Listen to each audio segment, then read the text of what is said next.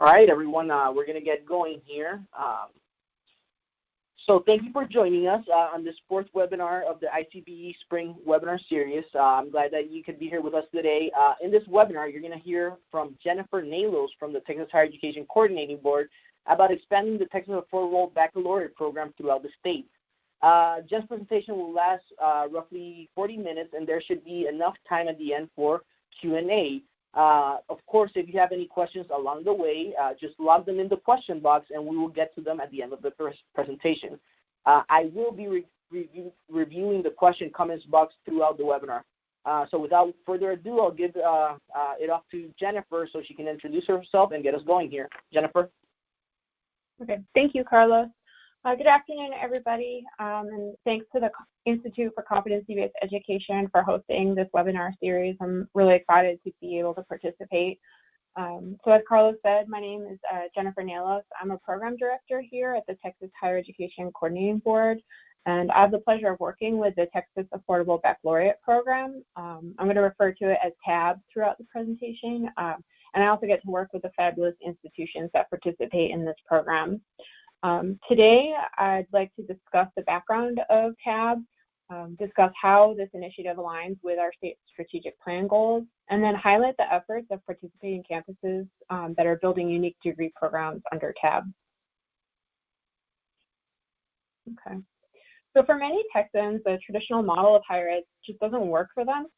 They might already have some credits but no degree, or they have work experiences that can contribute towards their academics, but they're not currently included in degree programs.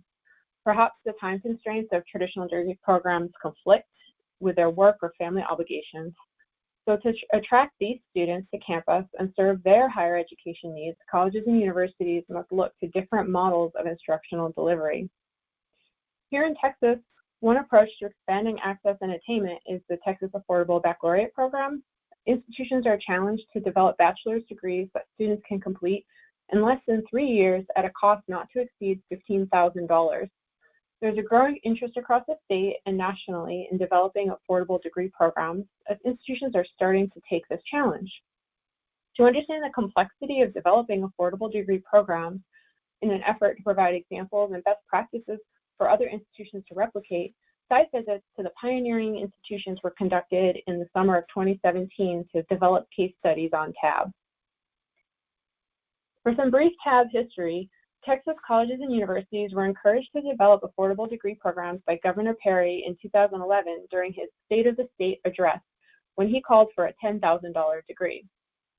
In response, the Coordinating Board, Texas A&M University Commerce, and South Texas College collaborated on the development of the first TAB degrees with funding support from EDUCAUSE. Texas A&M Commerce developed a Bachelor of Applied Arts and Sciences and Organizational Leadership, offered entirely online, and South Texas College developed a hybrid with online and face-to-face components, Bachelor of Applied Science in Organizational Leadership. Both programs offer 7-week enrollment periods, and the cost is $750 a term. Students can complete an unlimited number of modules per term, allowing many to accelerate their time to degree in some of the program, as well as competency-based programs incorporate prior learning assessment, transfer credits when applicable, and self-paced content. The first graduates from these programs completed their degrees in 2015, and as of spring 2018, there are over 650 graduates. Through the TAB degree program, a greater number of completions will increase the percentage of Texans holding degrees by 2030 and increase the number of graduates annually. By engaging business and industry partners and defining competencies, institutions will focus degrees on identified marketable skills. And by lowering cost and time to degree, TAB degree programs will decrease educational expenses for students, thereby decreasing their debt load. Building on the momentum of the first 2 TAB programs, additional programs are now in development at multiple institutions. So now, the TAB grant program is supporting 6 new baccalaureate programs: Criminal Justice at Texas A&M Commerce, Computer Information Technologies at South Texas College in partnership with Austin Community College, Mechanical Engineering Technology at Texas A&M University Corpus Christi, a Bachelor of Science in Applied Science at Tarleton State University, and a Bachelor of Applied Arts and Sciences at the University of Houston downtown. Just as a quick note, the University of Houston Downtown's program was newly funded in 2018, so we wanted to highlight it today, but they weren't part of the site visits from 2017, so we won't discuss findings from their campus yet, but we're excited to go visit this year. A challenge with innovation in its initial phases is applying systematic measurement to encourage replication of the efforts from institutions. The TAB program supports institutions with seed funding to develop programs that will continue to contribute towards the statewide goals of attainment and completion at a low cost for students. Institutions contribute towards these goals by building on their strengths, using existing resources, and adapting their existing degree programs. When initiating a new program, assessment and evaluation of the systems, planning, processes, and outcomes are important for replication and sustainability. So to encourage additional institutions to develop their own affordable baccalaureate programs, the Coordinating Board and the Texas Higher Education Foundation, which was formerly known as the College for All Texans Foundation, in collaboration with the institutions developing the TAB program, conducted site visits to identify themes and best practices. The site visits were in the summer of 2017 and collected information that illuminates the strengths, challenges, and opportunities of the planning, implementation, and impact of these TAB degree programs across the state of Texas. So here you can see the TAB logic model. It includes statewide measures of effectiveness for the program. The percentage of TAB students who complete degrees is comparable to or better than the percentage of students who complete degrees in comparable traditional programs, institutions, and fields. The average grades on assessments of learning outcomes of TAB students are equal to or better than their peers in comparable programs. The average credit accrual rate of TAB students is equal to or greater than the average accrual rate of students in comparable programs. And first-year earnings of TAB degree program graduates are equal to or greater than those of graduates in comparable programs.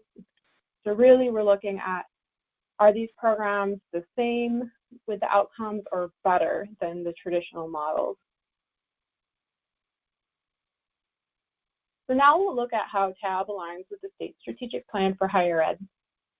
The overarching goal is 60 by 30 states. By 2030, at least 60% of Texans ages 25 to 34 will have a certificate or degree. TAB programs can contribute to this overarching goal by increasing the number of credential-holding Texans. The second goal, completion, states by 2030, at least 550,000 students in that year will complete a certificate, associate, bachelor's, or master's from an institution of higher education in Texas. Here, TAB programs are meant to expand and scale up quickly. The number of students entering the programs and completing their degrees is anticipated to increase dramatically over the next few years. If you remember the number of graduates from the program, the initial program inception in 2015 to 2018, we now have over 650 graduates, so scalability is happening quickly. Several TAB programs also will build on certificates and associate programs. These are stackable credentials, and this will help the state achieve the second goal while students earn recognition for their continued educational endeavors. The third goal, marketable skills, states by 2030, all graduates from Texas public institutions of higher education will have completed programs with identified marketable skills. Many TAB programs are including strong foundations in competency-based education. This means students know and can articulate what they're learning, the skills they're acquiring, and have a clear understanding of their competencies. These students will be able to demonstrate to employers their skills and capabilities honed in the degree program. And the fourth goal, student debt, states by 2030, undergraduate student loan debt will not exceed 60% of first-year wages for graduates of Texas public institutions. The Texas Affordable Baccalaureate, in its name, is clearly aligned with this goal. Students will be able to earn low-cost, high-quality degrees. So these programs are estimated at $15,000 to complete, and for many students, the programs cost even less when they can bring in transfer credit, use PLA as an acceleration option, or taking competency-based courses. So not only is TAB align with the goals of the strategic plan, but it continues to drive the message of access and affordability in higher ed. Education has the power to change lives, and TAB is a conscious effort to develop points of access for our population to enter or re-enter higher education, earn their degree and maybe some credentials along the way, and make a change in the lives of our fellow Texans. So now let's move on to the development of these site visits. To gather information on how these programs are developing, we had to gather a variety of individuals from the institutions, the coordinating board, and the Texas Higher Ed Foundation. At the institutions, program faculty, administrators, institutional leadership, students, grant managers, and other individuals were included in these site visits. It was important for us to have a variety of perspectives to assure that stakeholder interests were represented, and this also include industry and student perspectives. The TAB logic model we saw previously was established to guide multiple institutions towards the shared statewide goals of TAB. And with the planned expansion of programs at multiple campuses in a variety of disciplines, it's important to understand how the institutions develop their programs and what nuances might arise. To guide the development of the site visits, we asked questions: what are emergent themes in the planning and development process of a Texas Affordable Baccalaureate degree program across institutions? Are there contextual considerations that make specific institutions effective in planning and developing their TAB program? And what is the status of the TAB program's progress towards achieving the logic model outcomes? So how did we do it? Well, we used the TAB logic model. We also used a resource from the Competency-Based Education Network, which is a national organization that has these quality principles and standards. So adapting the materials from the quality principles and standards, we were able to develop an interview protocol. This was allowing us to have an objective and in-depth assessment of each TAB program campus, while also maintaining consistency across each visit. So when we started working with the institutions, we asked them to organize the visits around the 5 strategies of the TAB program, and each of the 5 strategies was further outlined with guiding questions, which we'll go through briefly. So the guiding questions for the first strategy, curriculum and competency development, were focused on the development of competencies and assessments, who was involved, and to what extent were the curricula and assessments ready for implementation, really getting a sense of where the institutions were at with their planning. Now, remember, this is about a year, within 9 months to a year of the institutions receiving their grant awards, so they had already done some significant work by the time we came to campus.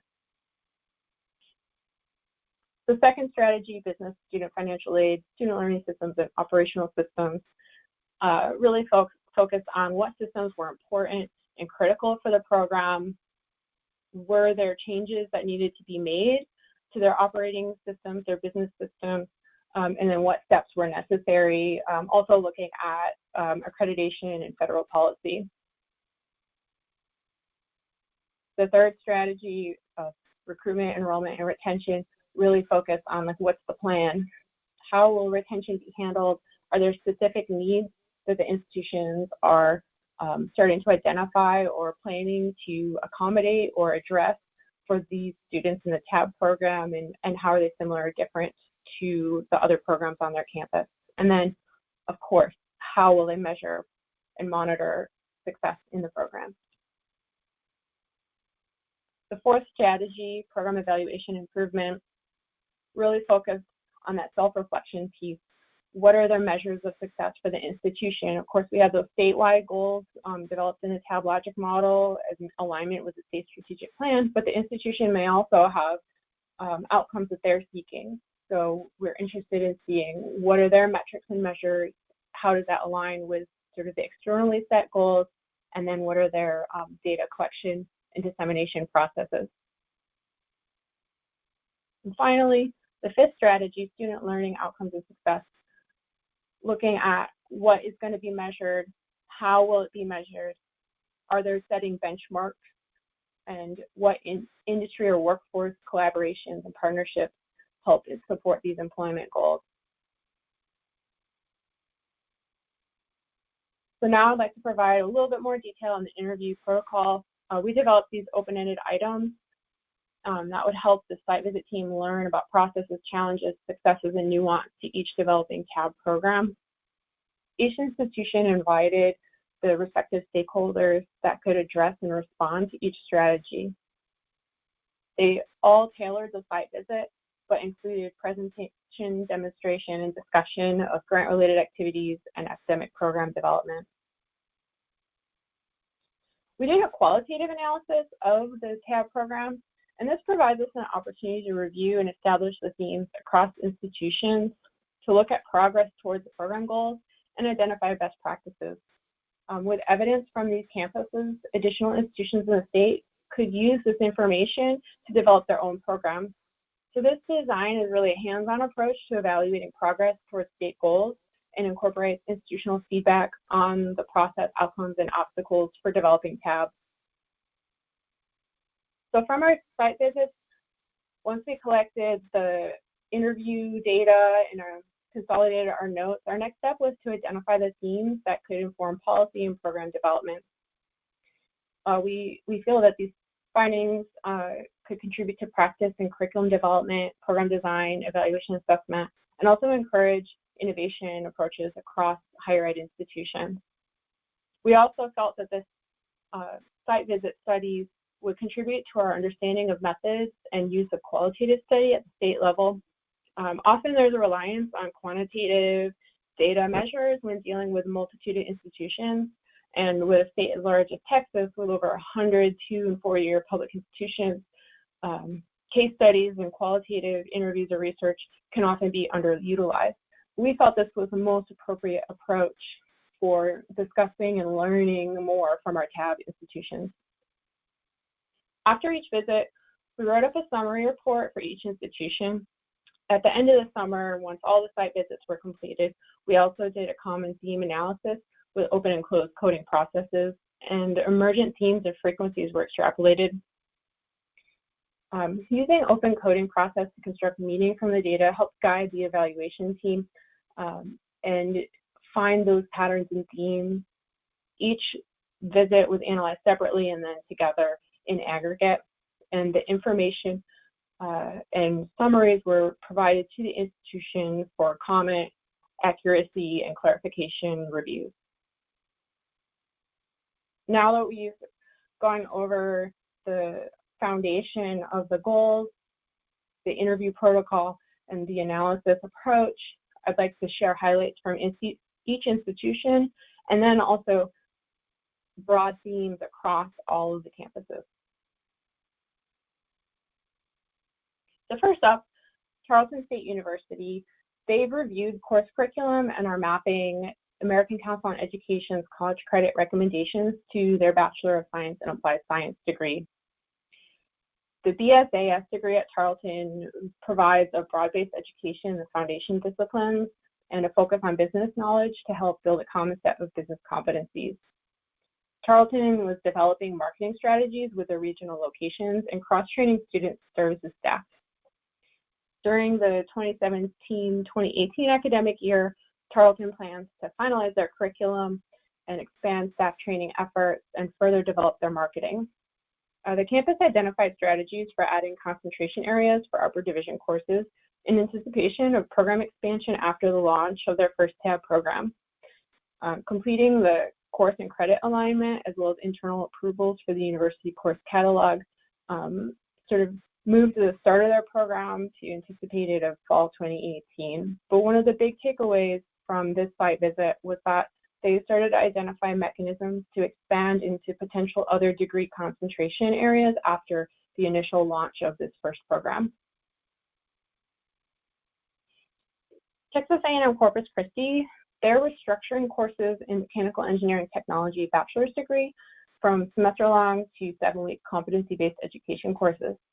The MCET program will focus primarily on applied aspects of science and engineering, aimed at preparing graduates for practice in that portion of the technological spectrum closest to product improvement, manufacturing, and engineering operational functions. Campus entities, including the registrar, financial aid, student services, academic advising, distance ed, learning technologies, and engineering department, all are collaborating on the development of the TAB program and reviewing their internal processes to ensure a successful launch. Texas A&M Corpus Christi is also working with Del Mar Community College on a pipeline program for students. This academic year, they will continue to convert courses to the new delivery format, formalize the program in the university catalog, and prepare their marketing. Again, they found that the internal approval processes for changes has put a timeline delay on the start of the program, but they're excited to anticipate enrollment in the fall of 2018 semester. One of the big findings from this site visit was that Texas A&M Corpus Christi was identifying multiple entry points for their students, either through the main campus or through their partnership with Del Mar Community College, and really trying to structure a way that students could come in through either institution and complete through the TAB program. Texas A&M University Commerce, they're developing their second program, a Bachelor of Science in Criminal Justice. The Criminal Justice program has a multidisciplinary foundation, is social science oriented, and is academic in content, emphasizing the development of knowledge and skills essential for a broad understanding of the criminal justice system.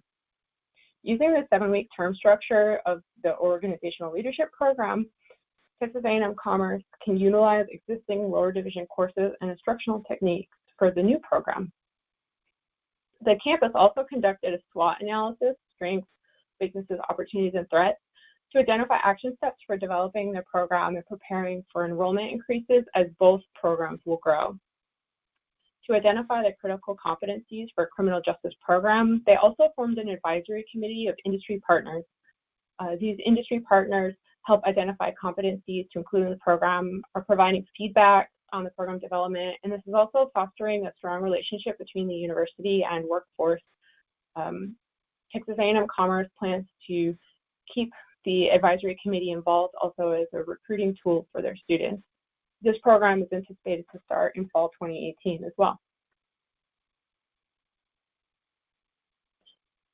At South Texas College, they started using a double loop reflective process to review and build on the existing infrastructures and curriculum design efforts for their Bachelor of Applied Technology and Computer Information Technologies program.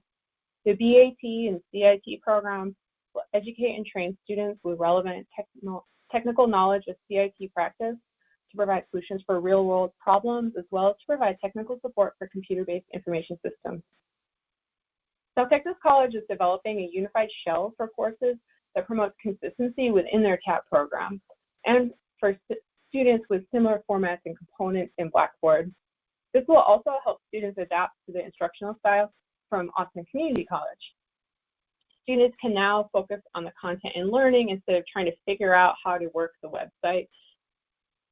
This systematic course design strategy has resulted in 23 courses already complete and additional courses in progress. South Texas College also offered 3 courses in fall 2017, and feedback and results from those courses are going to be used to enhance the overall degree program. They continue to build on the existing infrastructure to develop the program efficiently and are partnering with Austin Community College to identify TAB students, determine services offered by South Texas College as students might transfer in, and to facilitate pre-transfer advising, academic support, and data tracking. So their partner institution, Austin Community College, is leveraging its involvement within competency-based education community to build stackable credentials for students interested in computer programming. As you might know, ACC currently offers certificate programs in its Accelerated Programmer Training Program, and that uses CBE delivery for students to accelerate their time to degree. So in addition, students can tailor their enrollment in short or long academic terms, move through the courses at different paces. For TAB, ACC is collaborating with South Texas College So students can complete their associate's degree at ACC and transfer to South Texas College to earn their baccalaureate degree. Students are already enrolling in the existing certificate and associate and baccalaureate programs, and TAB program in CIT is anticipated to officially enroll students by fall 2018. Again, this is a partnership where students can enter in from different institutions and have access to a $15,000 degree under TAB. So what did we learn from this site visit? As you can tell already, a lot. We learned a lot. To keep with the format of site visits, I'm going to present the lessons learned under each of the 5 strategies, but there were several different program models used by institutions. This was including competency-based education, transfer programs, using prior learning assessment, and formally establishing partnerships that were already existing between multiple institutions. Curriculum redesign included adaptations and envisioning how the curriculum would be delivered. Some programs looked into project-based models, while others were focused on course sequencing. They all felt courses needed to complete the degree program must be readily available to students and follow a logical order or sequence if it was part of a competency-based program. This was a really critical point that was raised by several of the institutions. The TAB institutions, though they were tasked with developing a degree program that can be completed with 0 entry or transfer credits, also considered how these degrees can serve returning or transfer students. As I highlighted already, developing multiple entry points to the degree program and adaptive recruiting technologies and informing advising was mentioned over and over at the site visit. So speaking of advising, this is a big area of attention and investment for institutions. Focused advisor training and dedicated program advisors are seen as key components for these degree programs. Advisors will work with students and prospective students to guide them through the degree program, identify their opportunities for acceleration, and be an advocate for their success. And finally, industry support was also echoed by the TAB institutions, connecting with advisory boards, consulting with their local businesses, and developing student learning opportunities through internships, credit for experience, and partnership were seen as valuable efforts towards building the program. So the first strategy, curriculum and competency development findings, showed majority of the TAB programs were building on existing articulation agreements and academic course or credit transfer processes. Mapping common courses to prior learning assessment, college level examination program scores, and other credit granting entities of the institutions to the degree plan is underway for each program. Faculty and staff working with the TAB programs are then able to identify the gaps in the transfer or credit awarding process that either their institution's courses can fill or additional attention is needed for granting credit to the student. Several institutions are collaborating with community colleges and community college networks. They're building guided pathways for the TAB programs so students can build their degree plan through multiple entry points. A point I keep echoing over and over of increasing the access. Several institutions also were identifying opportunities to expand the TAB programs before they even started their first. For those offering a Bachelor of Science and Applied Science, they were already looking at additional concentration areas to diversify their offerings for students. The campuses are also planning long-term by building stackable programs that incorporate certificates, associate's, and bachelor's degrees as multiple credentials students can earn towards their academic experience. They really talk a lot about this notion of badging or micro awarding or credentialing so that students can identify their progress along the way. These programs also started talking about how to communicate to their stakeholders about the nature of the program and how to gain buy-in and support. Regarding PLA or portfolios to accelerate time to degree, institutions found it was important to demonstrate to their faculty, staff, and leadership that many of these courses or credit awarding processes already were on their campus. Students were receiving credits from these channels, and many institutions just needed to standardize or formalize these processes for TAB. Another a concern that was raised but was already addressed by the institutions was whether these programs would be taking students away from other programs. But most of the conversation then shifted to that this was a positive because it was bringing new population of students into the institution. The TAB programs can further this effort through their communication internally with the institution and externally to different stakeholders, and use student retention and success data to track and analyze the results. The second strategy findings were campus leaders and program directors identified the importance of using business and operational requirements in the existing program infrastructure. So their course listings, administrative processes like registration, financial aid, and advising were absorbed for the TAB programs into the existing infrastructure. This helps the TAB programs remain compliant with campus, state, and federal policies. In addition, integrating the TAB programs into current operations will allow the campus to increase enrollment while managing and monitoring their administrative load. Bringing the programs to scale was another opportunity for institutions. Many of the participants expressed interest in monitoring their TAB programs for any troubleshooting during their first year, and as they collect information on the best strategies for their program administration, they then anticipate increasing enrollment. They also discussed cross-training of staff, particularly academic advisors and faculty. The students are interacting with these individuals frequently, and the roles can help students connect with other critical offices and processes needed to complete their academic experience. The institution timelines and processes may hold the pace of progress in the program development. Many site visit participants cited internal campus deadlines or approval processes and their timing as influences on the speed of building the TAB programs. That was a big takeaway of anticipating and planning when paperwork for approvals and updating the course catalog or for accreditation, having a plan for that timeline. And finally, consideration for utilizing the infrastructure and resources best.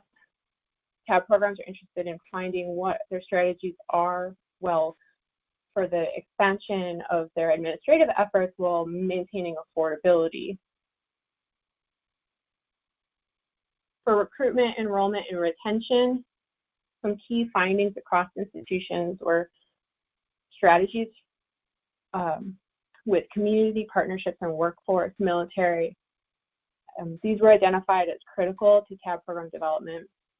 Using their community partners to provide feedback on the program development, they found that this might also incentivize these employers and agencies to encourage employees to enroll in the program. So it's a great information and feedback process, but also an excellent recruiting tool. The community college partnerships are seen as a pathway as well for students to complete their degree. Each program also had a clear definition of their target population. Their recruitment strategies and their marketing strategies are also being developed and tailored to these potential student demographics that they've identified. And then continuing to expand their recruiting and strategies, the institutions were looking for ways to support potential students. This would include additional advising or coaching staff, as well as institutional administrators that can assist with these recruiting strategies. The institutions all stated that they're going to need to leverage support for these positions and identify training mechanisms. For program evaluation improvement, the TAB programs are starting to identify their measures and their benchmarks of success.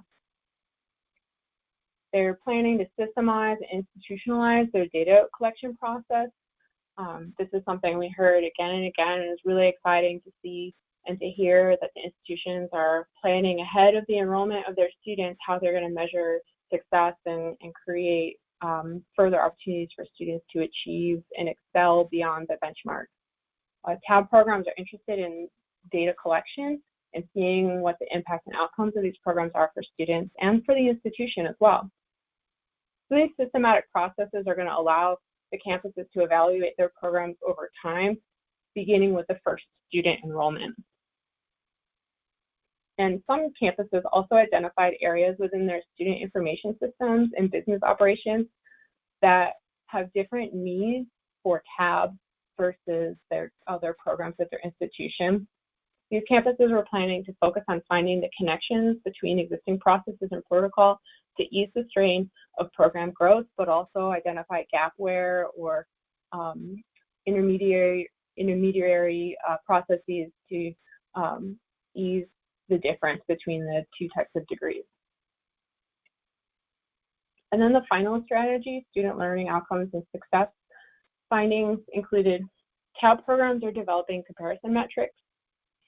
These were outlined in the logic model, and this will help examine variation by program design and student demographic as well. Course and curriculum guidance for students were also being created to pair with academic advising strategies. This will help students understand what their degree plan will include, as well as any opportunity for transfer courses or earning credit. These programs are capitalizing on industry and workforce partnerships, building competencies into the curriculum and aligning to skills in demand and skills in need. And students will be able to articulate what they've learned, their knowledge, skills, and abilities as a result. Another opportunity that TAB programs are finding is considering the courses and programs as formative. This means that they were looking at and anticipating that they're going to continue refining their curriculum, their measurement tools, and assessment processes over time. This reflective feedback cycle was discussed by TAB programs as something critical to the development and maintenance of their program. Another finding in this area was the discussion of students that are often required to demonstrate different levels of mastery within CBE courses, and thresholds for CBE courses help create a distinction between these courses and traditional courses. The TAB programs using CBE will monitor the variation of the TAB programs in comparison to their other degree programs. And again, the use of academic coaches and administrators to guide students into the best program suited to their interests, needs, and abilities was emphasized as important. So building comparison groups was the final challenge that TAB campuses are facing in this area. Some TAB programs are established specifically to recruit non-traditional students. The campuses are looking to identify peer groups or near peer groups to make comparisons on student demographics, academic progress, success, and the other benchmarks to demonstrate the program's efficiency and efficacy. So this is a lot of information, a lot of great findings. And so I'm going to summarize them in what my 4 key takeaways were. Number 1, customization to the campus was critical. Even with the similar-ish programs, the campuses are working within their own framework to develop a strong TAB program. Number 2, the TAB programs are developing at each institution with the intended student population in mind. This was really evident from the chosen degree program, the delivery mode, community involvement, and the strategic alignment with the respective institution's strengths. The third key takeaway is that partnerships and transfer is important to TAB campuses. Either a direct partnership between institutions such as South Texas College and ACC, Texas A&M, Corpus Christi, and Del Mar, or the acceptance of transfer credits and degree mapping is important. The TAB campuses are putting intentional effort into identifying transfer opportunities. This will increase prospective student pools and scaffold the process once the programs go live. And finally, the fourth key takeaway was that ownership was a key conversation on campus. This includes faculty involvement with the course development and instruction, as well as the institutional customization. TAB campuses recognize that students are choosing to attend their institutions for a degree, but also for a degree from that institution. Including the campus brand, experience, and services was evident for face-to-face, hybrid, and online programs alike. So as we look at program development and getting these TAB programs live, we're also looking at long-term sustainability and success. At our site visits, we learned how the campuses are incorporating feedback, data collection, assessment, and achievement of benchmarks to monitor the progress and build for long-term success. Their sustainability plans were really important. This included financial support for the staffing, faculty, and administrative needs of the program as well. For staffing and faculty, institutions were really looking at the speed of scaling enrollment, predicting their capacity limits and additional personnel needs over the next 5 to 10 years will help with adding and advocating for salary lines as well as support. So some institutions were anticipating keeping enrollment capacity to similar limits as their face-to-face programs or their other online programs. This might also help with faculty buy-in because the faculty will feel that they're offering an opportunity to teach in a different mode and that they won't be overloaded. Recruitment of students to the program is an area where institutions are also placing a good amount of effort for sustainability, identifying students who stopped out, could transfer in, or who may not yet have any college credit, but for whom the program will be a great fit. In order to remain sustainable, the institutions are strategizing long-range recruitment plans to identify other populations of interest. This is also why the TAB programs can be entered with transfer credit or no academic credit to provide the opportunity to any prospective student. Of course, we're also interested in statistics and trends, so the data collection and analysis are already underway to incorporate qualitative and quantitative outcomes into the narrative of TAB. Institutions will be working with the Institute for Competency-Based Education on the quantitative variables that can be used to illuminate the trends, probability, and outcomes. These analyses can be used to describe tendencies of the program, but also identify areas of critical effect during the academic degree and possibly to locate future students. Connected with metering scale is growth and expansion into other disciplines. Because the Texas core curriculum is part of all degree programs in the state, institutions have developed a baseline of future TAB efforts already. We're seeing 2 campuses, South Texas College and Texas A&M Commerce, build on their first TAB programs by adding upper division courses in a second academic area. Both started with organizational leadership, but now are planning to offer 2 distinct and different degrees, computer information technologies and criminal justice. They've established not only appropriate curriculum and instructional practices, but their internal infrastructure and processes and business operations will be able to replicate and expand as well. An area of importance as many venture into this new territory is innovative instructional design and other approaches, including CBE or PLA, is the need to monitor federal guidance and guidelines. So institutions are working with their accreditor and are careful to follow guidelines regarding substantive and regular interaction for CBE, as well as substantive change policies. The delivery of financial aid, design of the academic term, and instructional delivery also apply here. Through these programs, students increase their knowledge, skills, and abilities. They earn credentials and degrees that will then propel them into the workforce and will increase their lifetime earning potential. The students can also contribute to the state's goal of an educated population. So, in conclusion or in summation, we've learned a lot of great information from visiting these campuses.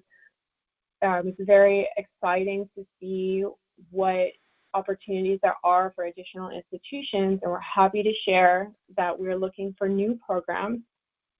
Since summer 2017, an additional campus is building a TAB program, the University of Houston Downtown Bachelor of Applied Arts and Science.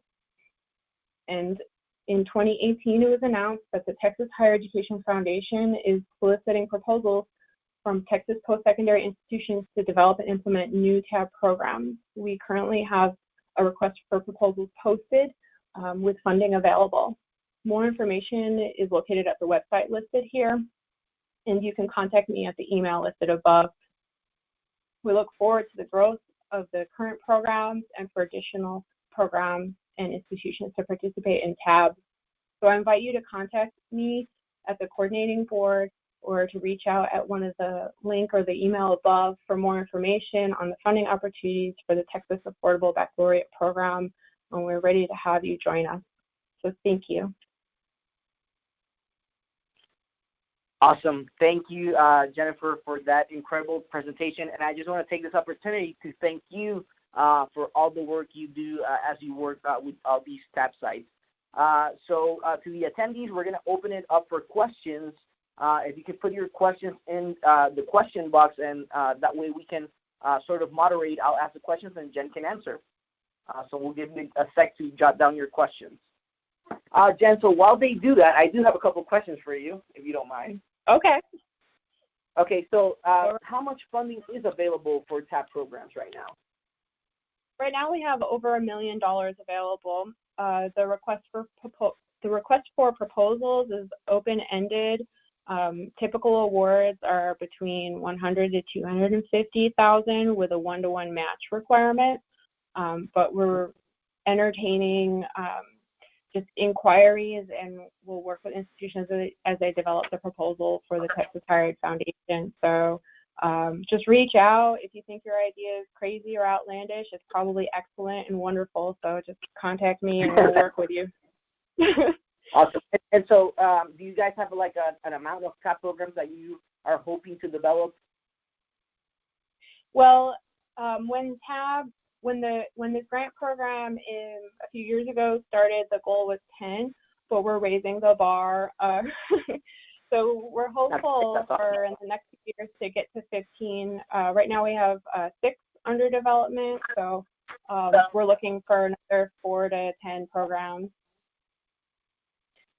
Awesome. And so Jennifer Schroeder read my mind. This was my next question, actually. Are there thoughts of expanding these types of programs into graduate education? Right. So the idea of affordable education, of course, is very attractive and definitely supported. Unfortunately, the parameters of this funding, because it's through the Texas Higher Ed Foundation, does have the strings attached of that it needs to be the Texas Affordable Baccalaureate for this funding that's available. However, please reach out to me and encourage with information if you're looking to do graduate level work, because just because it's not available now doesn't mean it's not something that we can continue to advocate for. And if we hear from the field that that's something desired, the Texas Higher Education Foundation has said that they're receptive to learning more of what the new trends and desires are of the field. So please just reach out and we can see what can come in the future. Great, thank you, Jen. And James has a question here for you. So mine's because I'm a new guy on the block, and so if I am a new school and I'm looking at these, what kind of specific resources do you offer in relation to launching a TAP program? So if you were an institution that wanted to start your program, we do the funding support through the grant, but also we'll connect you with other state resources. So of course, at A&M Commerce is the Institute for Competency-Based Education, which is a resource, as well as the Competency-Based Education Consortium that's housed at Austin Community College. We would also connect you with the National Competency-Based Education Network, as well as other projects and staffing here at the coordinating board that work with different initiatives. So many of those resources I cited are competency-based, but not all TAB programs are utilizing competency-based education delivery mode. So we have other connections and personnel to connect you with depending on what your interest is. Thank you. Awesome. And Craig didn't have a question, but he just says, wow, this is fabulous, way to go. Oh, well, thank you. I love compliments, but it's just for the great work that the institutions are doing. So I like being a cheerleader for them.